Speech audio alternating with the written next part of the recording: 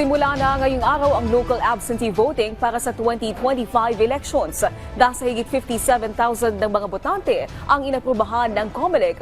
Ang update niyan alamin natin mula kay Gab Villegas sa PTV sa Balitang Pambansa. Gab?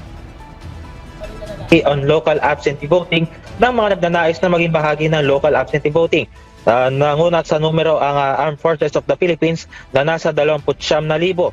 Sinundan ito ng Philippine National Police na nasa higit 23,000 at lalahok din ang mga nasa government agencies at media.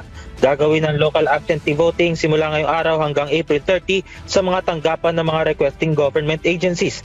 Para sa mga nasa media, gagawin dito sa tanggapan ng Regional Director para sa mga taga-NCR at sa mga tanggapan ng Provincial Election Supervisor kung sa mga highly urbanized cities sa labas ng Metro Manila.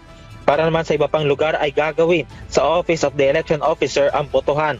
Tanging 12 senador at isang party list lang ang maaari nilang iboto. Sa mga oras na ito ay naghahanda na ang mga nasa Office of the Regional Director ng National Capital Region dito sa San Juan City at mamayang alas 8 ng umaga ay magsisimula na ang pagboto ng ating mga kasamahan sa media. At yan muna ang update. Bala siya, Naomi. Maraming salamat, Gab Villegas.